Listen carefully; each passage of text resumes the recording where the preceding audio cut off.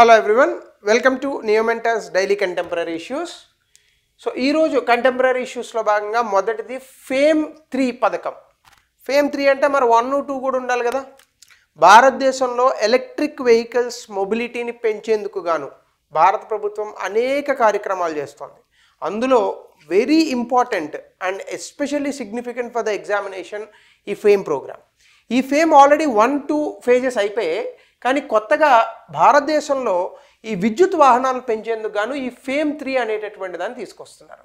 ఈ ఫేమ్ అనేటటువంటి దానికి నిర్వచనం కనుక మీరు చూస్తే faster adoption and manufacturing of electric vehicles.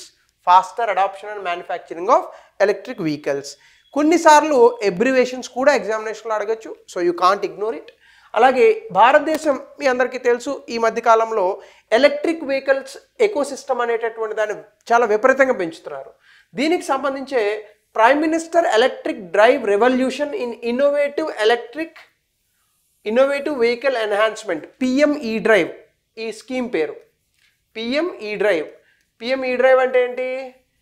భారతదేశంలో ఎలక్ట్రిక్ వెహికల్స్ని పెంచాలి. సో ఇది ఈ డ్రైవ్ అనేటటువంటి పథకం.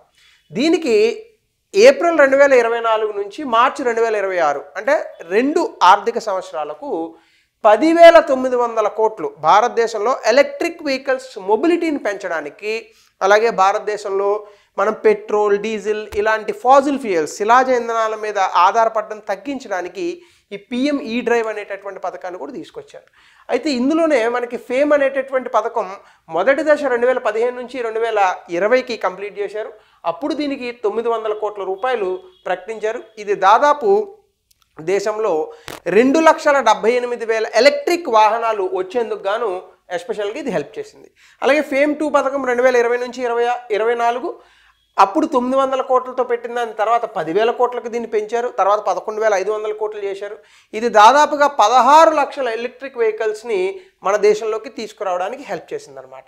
తర్వాత ఎలక్ట్రిక్ వెహికల్స్ అనేటటువంటి కొనుగోలు, ముఖ్యంగా బైక్స్ కొంటున్నాము, కార్స్ కొంటున్నాము, వాటి సేల్స్ కూడా 2015లో కేవలం సంవత్సరానికి 7,000 వాహనాలు మాత్రమే అమ్ముడిపోయాయి.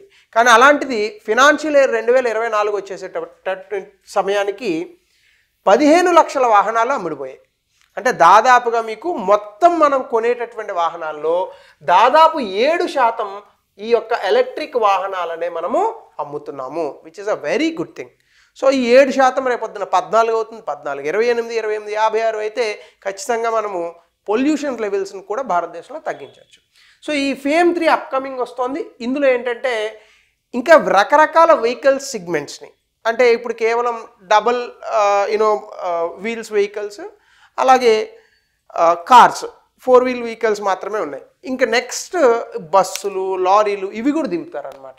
సో ముఖ్యంగా అందులో ఎలక్ట్రిక్ వెహికల్స్ మ్యానుఫ్యాక్చరింగ్కి సంబంధించి, మెయింటెనెన్స్కి సంబంధించి స్కిల్డ్ వర్క్ ఫోర్స్ని తయారు చేయాలని అనుకుంటున్నారు ఈ ఫేమ్ 3 పథకం కింద. అలాగే ఇండస్ట్రీ కొలాబరేషన్ కూడా తీసుకొచ్చి భారతదేశాన్ని ఎలక్ట్రిక్ వెహికల్స్ మ్యానుఫ్యాక్చరింగ్లో ప్రపంచంలోనే అగ్రగామిగా నిలపాలనేటటువంటిది మరొక ప్రయత్నం. అలాగే ఈ ఎలక్ట్రిక్ వెహికల్స్కి సంబంధించిన ఇన్ఫ్రాస్ట్రక్చర్, ముఖ్యంగా ఎలక్ట్రిక్ వెహికల్స్ వచ్చిన బిగ్గెస్ట్ ప్రాబ్లం ఏంటంటే ఛార్జింగ్. 400 కిలోమీటర్ల ఎలక్ట్రిక్ వెహికల్ తిరుగుతుంది అనుకోండి ఒక కారు, దాని ఛార్జింగ్ పెట్టడానికి 8 గంటలు. ఎవడు వెయిట్ చేస్తాడు 8 గంటలు? అదే పెట్రోల్ బంక్ అనుకోండి, ఇలా పోతాం అలా కొట్టేస్తాం, అట్లీస్ట్ 10 మినిట్స్లో పెట్రోల్ అయిపోతుంది ఫుల్ ట్యాంక్ అని అనుకున్నా. సో కాబట్టి ఎలక్ట్రిక్ వెహికల్స్ కూడా ఈ ఛార్జింగ్ అనే కాన్సెప్ట్ని వేగవంతం చేయగలిగితే, అంటే ఒక 10 మినిట్స్లో ఛార్జ్ అయిపోవాలి వెహికల్, ఇలాంటిది ఏదైనా చేయగలిగితే డెఫినెట్గా people will adopt this electric vehicles. Especially charging stations, fasting innovations ఇవన్నీ తీసుకొస్తున్నారు. దీని కారణంగానే మన దేశంలో అధికంగా ఇన్వెస్ట్మెంట్స్ వచ్చేటటువంటి అవకాశం కూడా ఉందట. అంటే అధికంగా ఎలక్ట్రిక్ వెహికల్ సెక్టార్లో మోర్ అండ్ మోర్ ఇన్నోవేషన్స్కి చాలా స్కోప్ ఉంది ఆబ్వియస్గా. సో అది కనుక తీసుకొస్తే డెఫినెట్గా మనము అత్యధికంగా పెట్టుబడులు కూడా తీసుకురావచ్చు. సో అది ఇష్యూ. స్విట్జర్లాండ్ ఈ మధ్యకాలంలో భారతదేశానికి మోస్ట్ ఫేవర్డ్ నేషన్ స్టేటస్ అనేటటువంటి దాన్ని రద్దు చేసింది. టాపిక్లోకి వెళ్ళే ముందు అసలు మోస్ట్ ఫేవర్డ్ నేషన్ స్టేటస్ అంటే ఏంటి? ఇది బేసికల్గా WTO, వరల్డ్ ట్రేడింగ్ ఆర్గనైజేషన్, ప్రపంచ వాణిజ్య సంస్థకు సంబంధించినటువంటి ఒక ప్రాథమిక సూత్రం. ఇది ఏంటి ఆ ప్రాథమిక సూత్రం అంటే బేసికల్గా ఏదైనా ఒక దేశం ఉందనుకోండి, ఉదాహరణకి భారతదేశం ఉందనుకోండి, ఈ భారతదేశం తాను వాణిజ్యం చేస్తున్నటువంటి ఏ దేశానికైనా, అంటే భారతదేశం ఉదాహరణకు 190 దేశాలతో వాణిజ్యం చేస్తున్నాను అనుకోండి, ఇందులో ఏదో ఒక దేశానికి వాణిజ్యానికి సంబంధించి ఒక కన్సెషన్ ఇచ్చిందని అనుకుందాం. కన్సెషన్ అంటే ఏంటి? ఫర్ ఎగ్జాంపుల్, ఆ దేశం నుంచి దిగుమతి చేసుకునేటటువంటి వస్తువులకు అతి తక్కువ సుంకాలు వేసిందని అనుకున్నాం. భారతదేశం ఏ ఏ దేశాలకైతే మోస్ట్ ఫేవర్డ్ నేషన్ అనేటటువంటి స్టేటస్ని ఇస్తుందో అన్ని దేశాలకు ఈ ట్రేడ్ కన్సెషన్ని వర్తిస్తుంది. అంటే భారతదేశం 190 దేశాల్లో 30 దేశాలతో మోస్ట్ ఫేవర్డ్ నేషన్ స్టేటస్ కలిగి ఉందనుకోండి. అందులో ఒక దేశానికి మోస్ట్ ఫేవర్డ్ నేషన్ స్టేటస్ కింద సుంకాలను అంటే ట్రేడ్ టారిఫ్స్ని తగ్గించింది అనుకోండి, మిగతా 29 దేశాలకు కూడా ఆటోమేటిక్గా తగ్గించాలి. దీన్ని మోస్ట్ ఫేవర్డ్ నేషన్ స్టేటస్ అంటారు. అయితే ఇటీవల కాలంలో స్విట్జర్లాండ్ ఈ మోస్ట్ ఫేవర్డ్ నేషన్ స్టేటస్ని ఇండియాకి సస్పెండ్ చేసింది. ఎందుకు సస్పెండ్ చేసింది అంటే, Swiss dividends to India's entities will be taxed at 10%. ముందుగా ఎందుకు చేసింది అనేది చూద్దాం. రీజన్ ఏంటంటే, 2023లో ఇండియన్ సుప్రీంకోర్టు ఒక డెసిషన్ ఇచ్చింది. ఏంటి? Delhi high court in favour of Nestle కంపెనీకి సంబంధించి ఢిల్లీ హైకోర్టు ఒక తీర్పు ఇచ్చింది. ఏంటంటే ఆ తీర్పు బేసికల్గా మోస్ట్ ఫేవర్డ్ నేషన్ అనేటటువంటి స్టేటస్ని రివైజ్ చేయక్కర్లేదు, రివైజ్ చేయకుండానే మోస్ట్ ఫేవర్డ్ నేషన్ కంటిన్యూ చేయొచ్చు అనేటటువంటి ఒక తీర్పు అని అనుకోండి. అయితే సాధారణంగా ఈ మోస్ట్ ఫేవర్డ్ నేషన్ స్టేటస్ ఇవన్నీ కూడా డబుల్ ట్యాక్సేషన్ అవాయిడెన్స్ ట్రీటీ లేదా డబుల్ ట్యాక్సేషన్ అవాయిడెన్స్ అగ్రిమెంట్ అని ఉంటుంది. ఈ డబుల్ ట్యాక్సేషన్ అవాయిడెన్స్ అగ్రిమెంట్కి సంబంధించి మోస్ట్ ఫేవర్డ్ నేషన్ స్టేటస్ తీసుకుంటారనమాట. అయితే ఇక్కడ మనకి బేసికల్గా ఏం జరిగిందంటే, ఎంఎఫ్ఎన్ క్లాజ్ అనేది ఆటోమేటిక్గా అప్లై అవ్వదు, భారత ప్రభుత్వం దాన్ని ఎక్స్ప్లిసిట్గా అప్లై చేయాలి. గతంలో ఈ యొక్క ఢిల్లీ హైకోర్టు చెప్పినటువంటి మాదిరిగా ఆటోమేటిక్గా అప్లై అవ్వదు, భారత ప్రభుత్వమే దాన్ని రెన్యువల్ చేయాలి అనేటటువంటి తీర్పుని సుప్రీంకోర్టు ఎప్పుడైతే మార్చిందో, గతంలో ఏ ట్యాక్స్లు అయితే ఉన్నాయో అవి వర్తిస్తాయి, most favoured nation status taxes వర్తించవు. అంటే ఇప్పుడు డబుల్ ట్యాక్సేషన్ అవాయిడెన్స్ అగ్రిమెంట్ కింద ఇండియాకి స్విట్జర్లాండ్కి మధ్య ఉన్నటువంటి ఒప్పందంలో 5% మాత్రమే భారత్ నుంచి వెళ్ళేటటువంటి ప్రోడక్ట్స్ వస్తువులకు స్విట్జర్లాండ్లో పన్ను పడేది. కానీ ఇప్పుడు ఏమైంది? ఇది పోయి most favoured nation status supreme court ఇచ్చినటువంటి రూలింగ్ ప్రకారం ఆటోమేటిక్గా వర్తించదు. కాబట్టి 5% బదులు ఇప్పుడు మన ప్రొడక్ట్స్ 10% పన్నును వేసుకోవాల్సి వస్తుంది. అంటే భారతదేశం నుంచి స్విట్జర్లాండ్కి ఎగుమతి అయ్యేటటువంటి వస్తువుల యొక్క ధరలు ఆ దేశంలో పెరుగుతాయి, దానివల్ల మన ఎగుమతులు తగ్గేటటువంటి అవకాశం ఉంటుంది స్విట్జర్లాండ్కి. ఓఈసీడీ ఇండియన్ ట్యాక్స్ రెసిడెంట్స్ అనేటటువంటి, అంటే ఇండియాలో ఎగుమతి చేసేటటువంటి వ్యక్తులు ఎవరైతే ఉన్నారో, ఓఈసీడీ అంటే organization for economically developed nations అని ఒక ఆర్గనైజేషన్ ఉంది, అందులో స్విట్జర్లాండ్ కూడా ఒక భాగం. వాళ్ళతో మనకు ఉన్నటువంటి మెంబర్షిప్ కారణంగా ఈ సమయం మధ్య మోస్ట్ ఫేవర్డ్ నేషన్ స్టేటస్ అనేటటువంటి స్విట్జర్లాండ్కి వచ్చిందనమాట. సుప్రీంకోర్టు డెసిషన్ వల్ల ఇప్పుడు ఇది తారుమారైంది. దీనివల్ల ఖచ్చితంగా భారతదేశంలో Indian companies with switch investments high tax లయబిలిటీస్ని ఫేస్ చేస్తారు, అధిక పన్నులు ఉంటాయి. అయితే స్విట్జర్లాండ్కి సంబంధించినటువంటి ఫర్మ్స్ మాత్రం ఏముండవు, ఎందుకంటే మన దేశంలో స్విస్ కంపెనీలకు 10% ట్యాక్స్ వేస్తున్నాం. సో కాబట్టి ఈ ట్యాక్స్ ఎక్స్పర్ట్స్, అంటే ఈ ట్యాక్సేషన్కి సంబంధించిన ఎక్స్పర్ట్స్ ఏమంటున్నారంటే, ఈ ఇంటర్నేషనల్ ట్యాక్స్ రీటీస్ అంటే అంతర్జాతీయ పన్నుల ఒప్పందాలకు సంబంధించి ఇది చాలా కాంప్లికేటెడ్గా ఉంది. కాబట్టి భారతదేశం దీని యొక్క ఇంపార్టెన్స్ని గుర్తించి వాటిని ఎప్పటికప్పుడు రివైజ్ చేసుకోవాలని చెప్తున్నారు. మార్కెట్లో కూడా ఏం చెప్తున్నారంటే, ఈ 5 నుంచి 10% పెరగడం వల్ల స్విట్జర్లాండ్ నుంచి భారతదేశానికి వచ్చేటటువంటి పెట్టుబడులు ఏమీ కూడా ఇమీడియట్గా తగ్గవు, కానీ ఫ్యూచర్లో పన్నులకు సంబంధించి కొంత ఇబ్బందులు వచ్చే అవకాశం ఉంది. కాబట్టి భారత ప్రభుత్వం దీని మీద నిర్ణయం తీసుకోవాలని చెప్తున్నారు. ఇది సెకండ్ టాపిక్. ఇంకా థర్డ్ టాపిక్ చూస్తే national energy conservation day. Very easy topic. ఇది ఏ రోజు అని అడుగుతాడు పక్కా ఇలాంటి క్వశ్చన్స్లో. December 14 ఈ రోజు నేషనల్ ఎనర్జీ కన్జర్వేషన్ డేగా ప్రకటించారు. ఎవరు ప్రకటించారు లేదా ఎవరు ఆర్గనైజ్ చేశారు? Bureau of energy efficiency, ministry of power కింద ఈ యొక్క సంస్థ వస్తుంది. వీళ్ళు ఏం చెప్తున్నారు అంటే, భారతదేశంలో కరెంటు బిల్లు తక్కువ అయ్యేటటువంటి ఎలక్ట్రానిక్ డివైజెస్ లేదా వస్తువులు వీటిని వాడడం అనేటటువంటిది ప్రజలకు అలవాటు చేయాలనేది దీని యొక్క లక్ష్యం. ఈ పర్టికులర్ కాన్సెప్ట్ని 1991లో ప్రవేశపెట్టారు. ఎందుకంటే ఎనర్జీ కన్జర్వేషన్, విద్యుత్ వాడకాన్ని తక్కువ చేయడం అనేటటువంటి చాలా ఇంపార్టెంట్. ఎందుకంటే పెరుగుతున్న జనాభా అవసరాల మేరకు విద్యుత్తుని సరిగ్గా కనుక వాడుకోకుండా వేస్ట్ చేసామనుకోండి, ఏమవుతుంది, విద్యుత్ దొరకడం ఆగిపోతుంది ఆబ్వియస్గా, ఎందుకంటే ఎక్కువ ప్రొడక్షన్ చేయాలి కదా, బొగ్గు ఇవన్నీ కావాలి కదా. సో కాబట్టి నేషనల్ ఎనర్జీ కన్జర్వేషన్ అవార్డ్స్ అనేటటువంటి వాటిని కూడా మనం ప్రవేశపెట్టాం 1991లో. ఇక్కడ ఏంటంటే excellence in energy efficiency various sectors, రకరకాల రంగాలలో వేరు రంగాలలో ఎక్కడైతే విద్యుత్ని ఆదా చేసేటటువంటి సంస్థలు అలాంటి పరిస్థితులు ఉంటాయో వాళ్ళకి అవార్డులు కూడా ఇస్తారు. 2024లో నేషనల్ ఎనర్జీ కన్జర్వేషన్ అవార్డ్స్కి సంబంధించి కనుక మీరు హైలైట్స్ చూస్తే డిసెంబర్ 14న ఈ యొక్క ఎనర్జీ ఎఫిషియన్సీ అవార్డ్స్ అనేటటువంటి వాటిని కూడా ప్రజెంటేషన్ చేయడం జరిగిందనమాట. అలాగే ఈ ఎనర్జీ కన్జర్వేషన్ సంబంధించి అంటే విద్యుత్ని తక్కువ వాడాలి అనేటటువంటి అంశానికి సంబంధించి ప్రభుత్వం అనేక స్కీములు పెట్టింది. ముఖ్యంగా PAT scheme, perform, achieve and trade, అలాగే standard and labelling programme, labels వేస్తారు, ఎంతెంత 5 స్టార్ రేటింగ్స్ ఉంటాయి కదా, ratings 5 star rating, 2 star rating, 3 star rating అవన్నమాట. అలాగే గో ఎలక్ట్రిక్ క్యాంపెయిన్, ఎలక్ట్రిక్ వాహనాలు పెంచడానికి, electric vehicles Yatra web portal and app, అలాగే ఉజాలా అనేటటువంటి స్కీము. ఏది ఉజాలా అంటే ఆ డబ్బాల ముంచి పోస్తాం అది కాదు, Unnat Jyotiba affordable LED scheme అంటే దేశమంతటా ఎల్ఈడి లైట్లు పెట్టడం. స్ట్రీట్ లైటింగ్ నేషనల్ ప్రోగ్రామ్, చాలా వరకు స్ట్రీట్ లైట్స్ని ఎల్ఈడి బల్బ్స్గా మారుస్తున్నారు అనమాట. సో ఇవన్నీ కూడా ఇందులో భాగంగానే వచ్చాయి. ప్యాట్ స్కీమ్ అనేటటువంటి దానివల్ల మనకి 55,000 కోట్లు సేవ్ అయింది.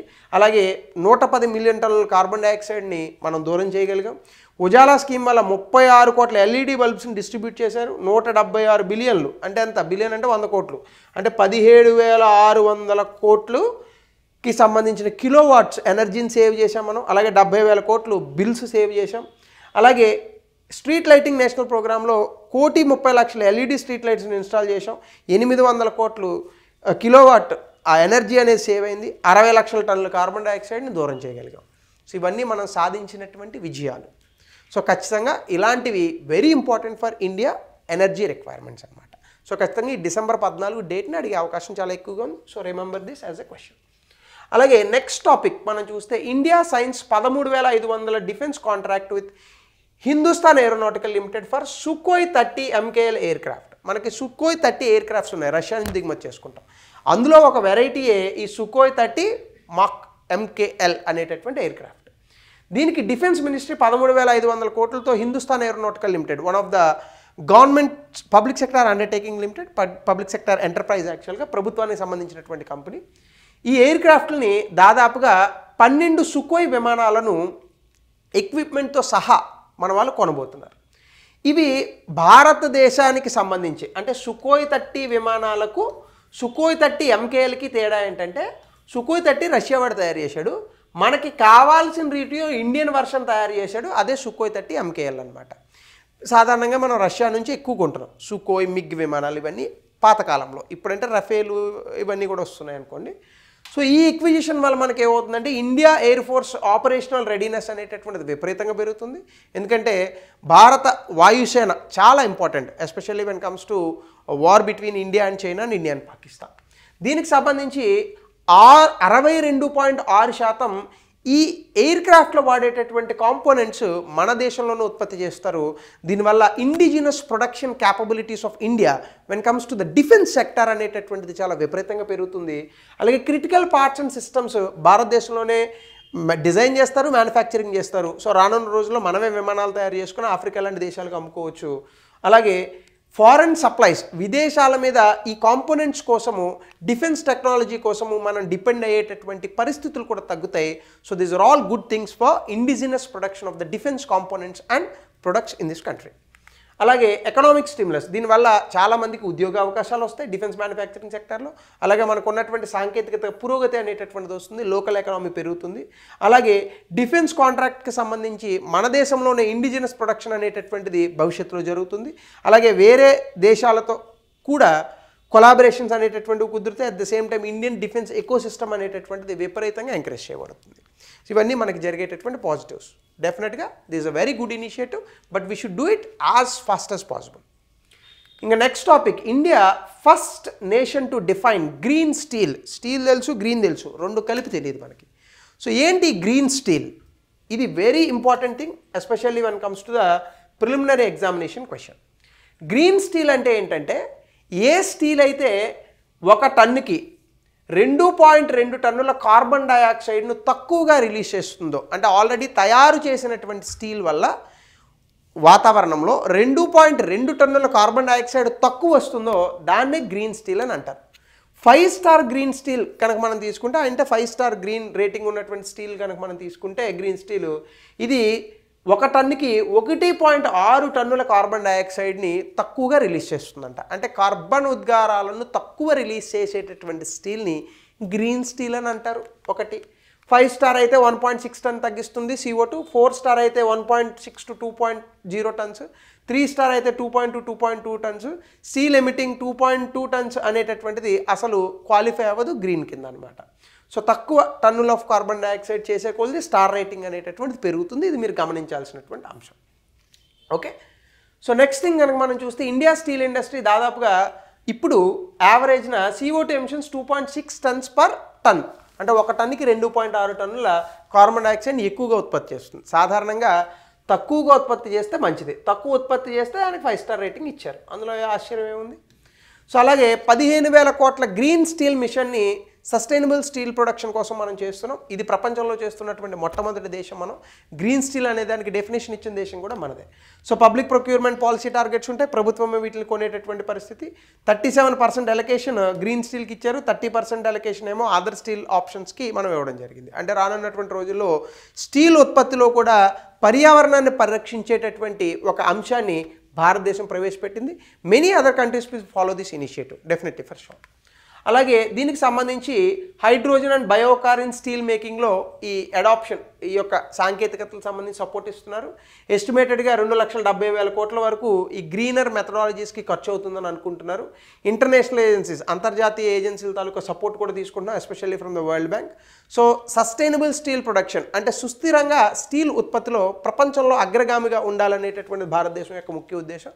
దీని కారణంగా పర్యావరణం అనేటటువంటి దాని యొక్క బాధ్యతను మనం తీసుకున్నట్టు అవుతుంది. ఎస్పెషల్లీ స్టీల్ ఇండస్ట్రీలో నూతన ఆవిష్కరణలకు కూడా ఇది మొదటి అడుగు అవుతుంది అన్నమాట. So this is another important topic as part of today's current topics. అలాగే డెజర్ట్ నైట్ ఎక్సర్సైజ్ అనేది 3 దేశాల మధ్య వాయుసేనకు సంబంధించినటువంటి ఎక్సర్సైజెస్ చేస్తున్నారు. ముఖ్యంగా ఈ 3 దేశాలు ఏంటని అడుగుతాడు. 1 ఇండియా, 2 ఫ్రాన్స్, 3 UAE. ఈ 3 దేశాలు కలిసి డెజర్ట్ నైట్ అనేటటువంటి ఎక్సర్సైజెస్ చేస్తున్నారు. అంటే వాళ్ళ విన్యాసాలు చేస్తారు అన్నమాట. ఇదేంటంటే డిఫెన్స్ కోఆపరేషన్, అలాగే ఆపరేషనల్ ఇంటర్ఆపరబిలిటీ బిట్వీన్ 3 నేషన్స్. అంటే ఈ 3 దేశాలు కలిసి వాళ్ళ యొక్క విన్యాసాలను చూపిస్తూ ఉంటారు. సో ఇది అరేబియన్ సీలో జరుగుతుంది. ముఖ్యంగా సౌత్ వెస్ట్ ఆఫ్ కరాచీ, పాకిస్తాన్కి దగ్గరగా చేస్తున్నారు. ఎందుకు? పాకిస్తాన్కి తెలియాలి కదా భారతదేశానికి ఎంత పవర్ ఉంది అనేటటువంటిది. సాధారణంగా మనం బలం కావాలని అనుకుంటే కన్నలు చూపిస్తాం, మరి దేశం ఎలా చూపించాలి? ఇలాంటి విన్యాసాల ద్వారా చూపించవచ్చు. సో కరాచీ పోర్ట్కి 350 నుంచి 400 కిలోమీటర్లు, 200 కిలోమీటర్ల వరకు వాళ్ళకి ఉంటుంది. 200 కిలోమీటర్లు దాటి ఇంటర్నేషనల్ ఓషన్స్, ఇంటర్నేషనల్ వాటర్స్లో ఈ యొక్క ఎక్సర్సైజెస్ చేస్తున్నారు. 3 డే ఎక్సర్సైజ్ ఇది. ఇందులో భారతదేశానికి సంబంధించిన సుఖోయ్ విమానాలు, జాగ్వార్, IL రీఫ్యూలర్స్ అంటే గాల్లోనే పెట్రోల్ బంక్ ఉంటుంది అనమాట అట్లా. అలాగే ఎర్లీ వార్నింగ్ సిస్టమ్స్, అంటే మీకు ఇట్లా ఒక ఫ్లైట్ ఉండి ఆ వెరీ బ్యాడ్ అట్ డయాగ్రామ్స్ ఇలా ఉండి ఈ పైన రింగ్ ఉంటుంది ఒక్కొక్క ఫ్లైట్కి, మీరు చూసారు లేదు. దీన్ని AEWC అంటే ఎయిర్బార్న్ ఎర్లీ వార్నింగ్ సిస్టమ్స్ అంటారు. అంటే వేరే విమానాల గురించి వీటి గురించి ఇది ఇన్ఫర్మేషన్ సాంకేతికత ఇస్తూ ఉంటుంది అనమాట. సో ఇలాంటి విమానాలు ఫ్రాన్స్ నుంచి రఫేల్ జెట్స్ ఉంటాయి, మనం కూడా కొన్నాం. అది UAE నుంచి F-16, ఇది అమెరికాకి సంబంధించిన ఫైటర్ జెట్, వెరీ అడ్వాన్స్డ్, మనం కొనుక్కోలేదు ఎప్పుడు కూడా, పాకిస్తాన్ కొనుక్కుంది. సో వీళ్ళ 3 కలిసి ఈ యొక్క విన్యాసాలను చేయబోతున్నారు. దీనివల్ల ఏమవుతుందంటే కాంప్లెక్స్ కాంబాట్ సినారియోస్, యుద్ధం వచ్చినప్పుడు ఎలా రెడీ అవ్వాలో అర్థమవుతుంది. అలాగే నిజంగా రియల్గా ఎప్పుడు సిమ్యులేషన్ మోడల్స్ కాకుండా రియల్గా ఎయిర్ కాంబాట్ ఎక్సర్సైజెస్ ఎలా చేయాలనేటటువంటి తెలుస్తుంది. అలాగే వేరే దేశాలతో మనకున్నటువంటి ఈ యొక్క డిఫెన్స్ టైస్ అనేటటువంటి రక్షణ రంగానికి సంబంధించినటువంటి సంబంధాలు బలోపేతం అవుతాయి. అలాగే కలెక్టివ్ రెస్పాన్స్, ఇప్పుడు పెరుగుతున్నటువంటి చైనా సామర్థ్యాన్ని చూసి ప్రపంచ దేశాలు భయపడుతున్నాయి. సో అట్లాంటి వాటికి మనం కూడా కౌంటర్ వేయాలంటే ఇలాంటి ఎక్సర్సైజ్ అనేది very important, especially for China and Pakistan. అలాగే మన దేశంలో రీజనల్ స్టెబిలిటీ, ఏ దేశమైనా కూడా ఆ దేశంలో బాగుంటే సరిపోదు, ఆ పక్కన ఉన్నటువంటి దేశాలు కూడా బాగుండాలి. ఆ ప్రాంతీయ సుస్థిరత లేదా ప్రాంతీయ స్థిరత్వం రావడానికి ఇలాంటి exercises and collaborations between the countries చాలా పెద్ద రోల్ ప్లే చేస్తాయి. సో ఇవన్నీ కూడా మనకి ఎగ్జామినేషన్స్లో వచ్చేటటువంటి topics, you can keep them as noted. అలాగే సోమవారం నుంచి అంటే టుమారో సండే కాబట్టి రేపు కరెంట్ అఫైర్స్ క్లాస్ ఉండదు. Sunday there will not be any class. సోమవారం నుంచి కొంతమంది సజెషన్స్ ఇచ్చారు, సార్ చివరిలో కొన్ని ప్రిలిమ్స్ క్వశ్చన్స్ యాడ్ చేయండి అని. బట్ నేనేమని అనుకుంటున్నానంటే ఒక వారంలో చెప్పినటువంటి టాపిక్స్ అంటే from Monday to Saturday next week నుంచి, ఈ వీక్ ఇంప్లిమెంట్ చేయడం కష్టం, నెక్స్ట్ వీక్ నుంచి మండే టు సాటర్డే చెప్పినటువంటి అన్ని క్లాసెస్ పైన సండే ఒక ఎగ్జామినేషన్ లింక్ అనేటటువంటిది మన కమ్యూనిటీ సెక్షన్లో డిస్ప్లే అవుతుంది. ఆ క్విజ్ని మీరు అందరూ కూడా అటెంప్ట్ చేయండి. అటెంప్ట్ చేసిన తర్వాత ఆ మార్క్స్ అవన్నీ కూడా మీకు అక్కడే వస్తాయి. అలాగే కింద మెయిన్స్ క్వశ్చన్స్ కూడా ఇవ్వడం జరుగుతుంది. You can write them and in case if there is a possibility you can evaluate them. మేము ఇంకా బెటర్గా ఆలోచించి ఆ క్విజ్కి లింక్ కన్నా మన టెలిగ్రామ్లో ఆ లింక్ ఉంటుంది. అలాగే నెక్స్ట్ మండే నుంచి కూడా వీటిని నోట్స్ రూపంలో ఇచ్చేటటువంటి ప్రయత్నం చేస్తున్నాం. ఇవన్నీ కూడా టెలిగ్రామ్ గ్రూప్లో మీకు వచ్చేటట్టుగా చేస్తాం. ఆ గ్రూప్ తాలూకా లింక్స్ అవన్నీ కూడా మీకు వస్తాయి. అనదర్ అనౌన్స్మెంట్ ఈస్ కింద మన ఫోన్ నెంబర్లు వర్క్ అవ్వట్లేదు అని చెప్పారు చాలామంది. కొన్ని టెక్నికల్ ఇష్యూస్ వల్ల ఆ ఫోన్ నెంబర్ వర్క్ అవ్వట్లేదు. సోమవారం నుంచి it will be again ready. So దీనికి సంబంధించి కూడా దయచేసి నోట్ చేసుకోండి. So thank you, have a nice day. Again will meet in the next session.